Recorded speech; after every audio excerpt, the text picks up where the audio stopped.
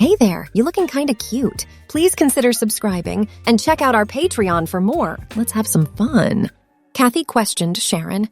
No, I mean with his hairdo, you say? Well, it took him a while to figure out he could wash it out, and I don't think he's ever going to ask you to do it again. Has he been rolling it every day? You ask. No, but I'm not concerned with that. Well, I am. If he thinks he can get away this, he will be back to his old self in a few weeks. Get him down here. He had never in his life received such an ass kick. He lacked a clear plan of action. He ultimately came to the conclusion that he should support Kathy. He then began painting his nails with the polish. Before he was done, it would be close to 4. Checking the guest list for the evening's events was Carolyn's current task. The 74 women from all of her stores would be present. There was catering for the event. There were also going to be 22 men of distinction. In order to make her final preparations, she chose to take another look at the show area. When she walked in, she saw Debbie and John practicing the runway walk. She was unable to stop thinking about how entertaining it would be to watch him walk down the runway tonight. But given what he had done to his sister, he deserved it. She was taken into custody in front of her friends. Sharon commanded, Roger, I spilled coffee on my dress at work. Go to my closet and bring my blue dress to the shop. He responded, I'm busy right now. Get someone else. I'll have Kathy come by and get it, she said. You remember Kathy, the one who gave you all those nice hairstyling tips? She really enjoyed herself that day. I'm sure she would like to meet you again. He replied, his voice displaying mortal fear. She chuckled to herself as she put the phone back in its cradle and said, Good. When he arrived, he was going to be absolutely shocked. When Monica arrived, John had already returned to Debbie's office. She put some papers on the desk after catching his attention. Oh, I heard Carolyn is starting to use you as a new model. Well, I was forced into it, but it is just for tonight. And let me see if you can guess what happened. Carolyn caught you shoplifting and threatened to call the police. She then offered to let you off the hook if you agreed to model formal wear. But you didn't realize it would be women's formal wear until it was too late. So now you're modeling for women's formal wear. Who are these people who, for amusement, transform men into women? He would have to find a way out of this and risk getting into trouble with the law. Surgery? Why, John, haven't you noticed that boys and girls have different plumbing? You have something you don't need, and they will replace it with something more appropriate to you. Your hair is already grown and curled. That really makes it bad. I mean, normally it takes us several months for the hair to grow out, and they delay the surgery until it is. But in your case, I would imagine they could do the surgery in probably 3 or 4 weeks. You only have one chance. When you are ready, they will place you in the holding pen while they bring your gowns in. If you hand me your car keys, we can successfully flee. We can leave after I bring you some clothing. Good. What should I do with my jeans and shirt? Forget about them. Your hair, makeup, and nails will all be done. How long do they think I'll wear this stuff anyway? Well, it depends if Brownlee picks you or not. Yes, he is Carolyn's banking friend and is crucial to the company. He prefers, let's say, to have boys in dresses serve him. You might stay like this for a few hours if he decides he wants you. However, you will be handsomely rewarded. This was John's worst nightmare. He had no idea about this aspect of the culture. He had no choice, and he had no intention of being condemned to a life of femininity. He was already turning into a nervous wreck. Okay, Mary, what's up? She needs to speak to you immediately. I have this teenage losers over here who is not cooperating. Kathy asked into the phone. One of my top clients, his mother, wants to have him permed. Maybe you can help. I'll be right over.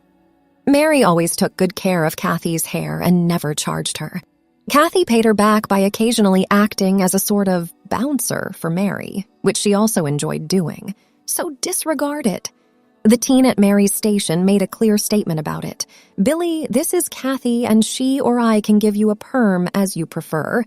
However, Kathy's perms look more appropriate on little girls, so it is up to you. Kathy stepped in front of the station and flexed her 17 inches biceps in a menacing pose and snarled. That was enough. Billy capitulated instantly and meekly said, "Mary, I want you." "To do what, Billy?" He knew he was beat and meekly answered, "To give me a perm." Several women in the salon who had been watching this saga began to smile, giggle, and laugh out loud, further increasing Billy's humiliation. Several of the salon's women who were watching this story started to smile, giggle, and laugh aloud, further humiliating Billy. To give me a perm. When Kathy returned to the store, Roger was there with Sharon's dress. Roger took the dress inside and gave it to Sharon in the back of the store.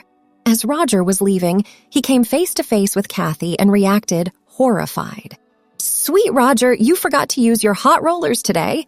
Why don't we return here and discuss?" Now, Roger, I'm going to make this real, short, and sweet.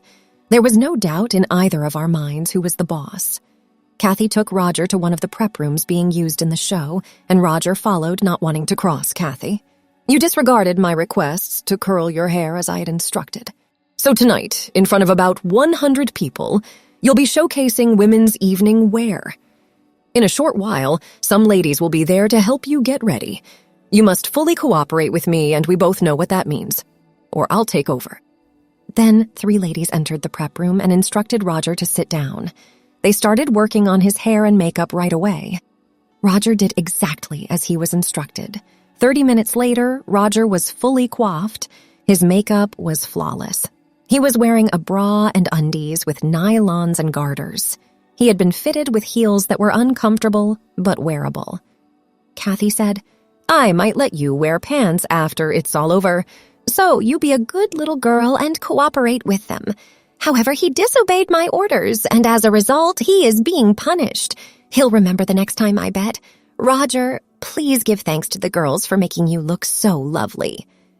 Kathy made Roger kiss her biceps in front of the giggling women as he hung his head in shame and humiliation, thanking the women who had just feminized him. Soon after 4, Sharon arrived to pick up Ted. He was still sporting his sundress, makeup, and hair.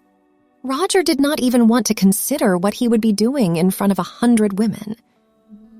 She put him in her car and drove to the shop, taking him to the back door as a sign of compassion. She led him to another prep room where John was receiving a preparation while his mind was still racing to plan his escape. And there, he received the same treatment as Roger. He had peeked at the personnel files and discovered that several of the female employees had begun as males. Worse yet, he discovered in his file that he was scheduled to travel to Mexico in 10 days. Finally, he was finished and could not believe he was seeing himself in the mirror. They were then all taken to the holding pen, a small area close to the stage where the Wade would soon receive their gowns. They all exchanged shocked looks as they realized that they were 3 men who had completely been transformed into women by a 16-year-old girl. And there was nothing they could do to stop it. They were going to have to publicly demonstrate her dominance over them to 100 people on stage, which was even worse. And John knew it might even be worse than this. "Hurry, you guys, girls, whatever, we only got a few minutes." The sight of 3 men running behind one woman while dressed in heels, nylons, bras, and panties was hilarious. Only the hair and makeup prevented them from being recognized as men. When they reached the end of the corridor, they discovered that the door was locked.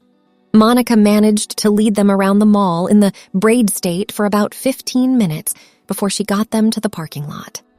Monica motioned and then ran back the other way, turning into the main mall area and racing across it. The men fled in Monica's convertible while still in fear as she led them the entire length of the parking lot to her car. She pretended they were being pursued and led them on a merry chase all over town for nearly an hour before they finally arrived at Monica's apartment. She led them by the crowded pool area and upstairs. Back at the shop, Carolyn, Sharon, Kathy, and the entire prep team were rolling on the floor watching the mall's videotape. Seeing the 3 boys scurrying around a crowded mall was absolutely the funniest thing they had ever seen. She gave them skirts and blouses to put on and told them to remain. They would go to Ted and John's place in about an hour, then leave. The group left Kathy's place and headed for the Greenbriers. She opened the door and signaled for them to enter. Inside, they were surprised to find Carolyn, Kathy, Mary, and Sharon, who were showing them pictures of Billy's new perm. The evening had already been a success at the show, and now this. Around 8, they left for Kathy's place. When they arrived, they opened some wine and started to celebrate. The men could hardly take it as the women cheered and showed them the mall videos, relishing their victory. Monica, those fake personnel files were brilliant. You decided against going to Mexico, John. Debbie also did a fantastic job organizing the models. They roared with laughter as they rehashed the events of the day. Send in the Foundation people. Finally, the girls decided to release their prey. You know, Carolyn said, you guys were such pathetic pushovers that you were actually too sissified to wear those gowns. Mary would be doing your hair from now on, and the wavy curls would be giving way to sissy curls of Kathy's choosing. We made you into a completely subservient woman of yesterday. Women in the modern era don't let themselves be pushed around. Get some balls, you guys.